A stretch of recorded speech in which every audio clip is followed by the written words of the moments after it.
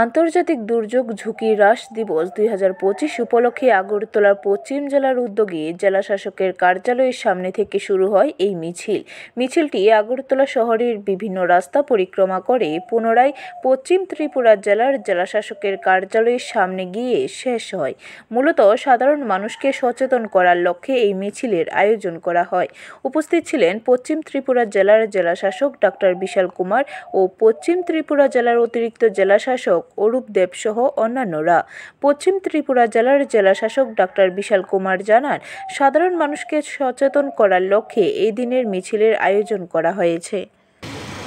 उन लोगों को जो डिज़ास्टर के प्रोन रहते हैं उनको यही संदेश है कि डिज़ास्टर रेजिलियंस माने कि अपने आप को इस तरीके से तैयार रखें कि डिज़ास्टर में कोई नुकसान ना हो या मिनिमम नुकसान हो, और साथ ही साथ खुद की कैपेसिटी अथवा समाज की कैपेसिटी इतनी स्ट्रॉन्ग रहे ताकि किसी भी डिज़ास्टर के दौरान हम डैमेजेस को रिड्यूस कर पाएँ और आपसी मदद के हिसाब से लोगों की जान और माल को नुकसान होने से कम किया जाए।